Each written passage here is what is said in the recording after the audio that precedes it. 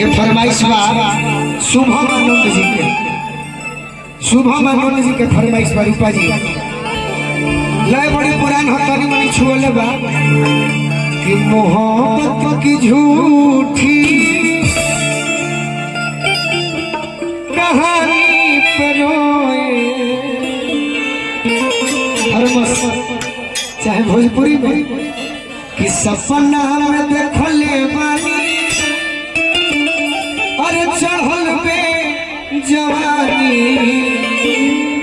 का देखले बानी हम ये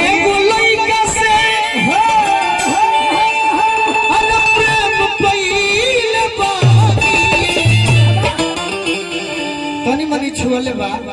तनी मनी छुअले बा बाकी लइका एगो कहता कि सुना आज हम तो पागल करीब 60 वर्ष से भइल नहीं तहरा 60 वर्ष से भइल नहीं यानपुर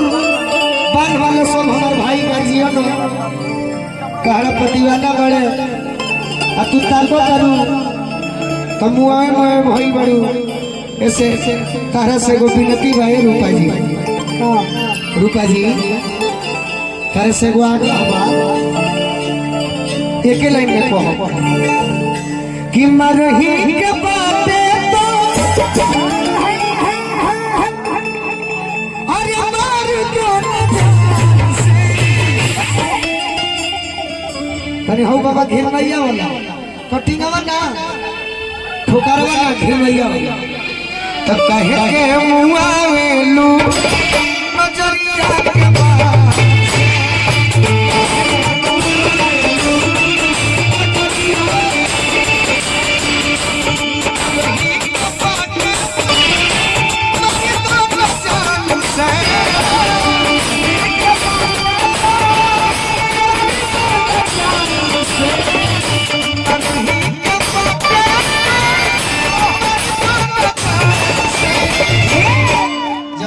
के बात जान से मारो ये तरीका का तरीका है खाती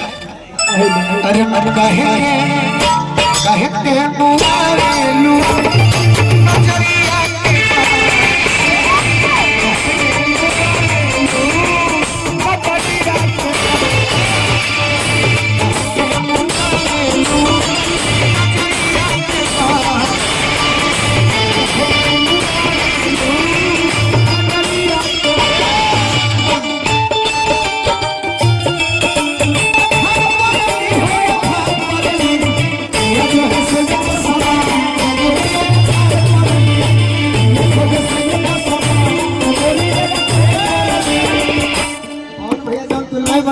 पुरान हो गई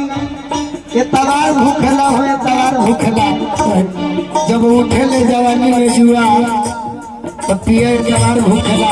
ये तो नया लिखाई बा अठान कोरली हो अठान कोरली मने अठान मने रुसल भाई गुस्सा भाई अठान कोरली हो अठान कोरली काहे खाती जब दुनिया जो है से पसंद कोई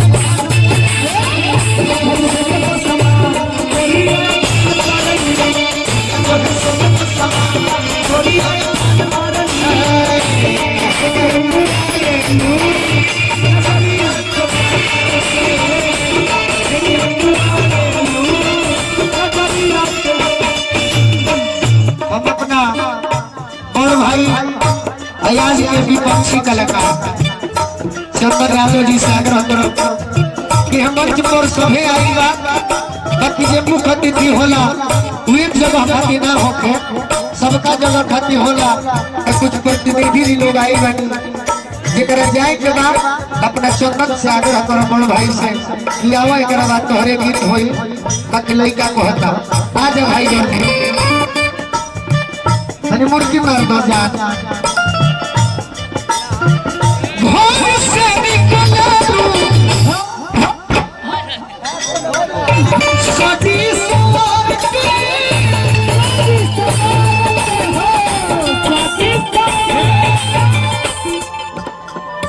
राजी बनवले लागो सब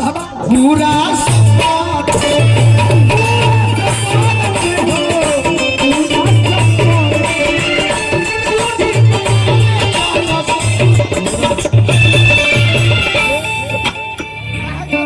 बुद्धि फेल कइले बारे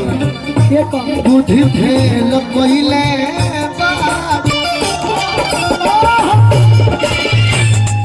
पूजा बुद्धि फेल होके बात सारे कम भंसा बुद्धि फेल कइले बुद्धि फेल कइले बुढ़ावा जवान के अब एगो विद्या देशमत की मारो के पास धोने अरे रोले यार हो बहुत जोर से हसे नूर जन डाली हो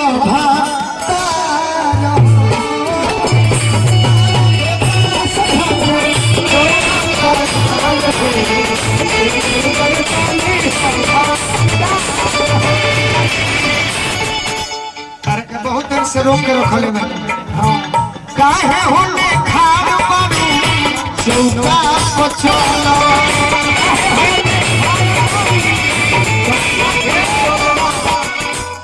ई बाबूजी के छोड़ा ठीक तिवारी जी आओ खड़ा हो बाबूजी के छोड़ा खाना पिया के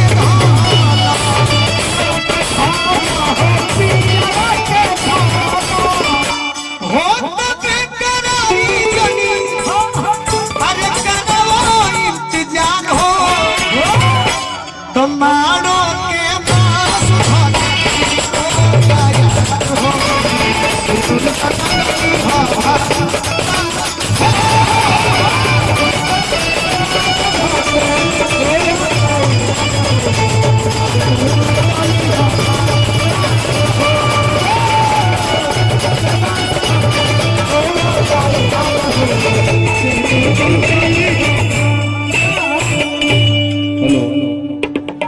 एक बार गोलू राजा खातिर ताली बजा के स्वागत कर दिया जाए।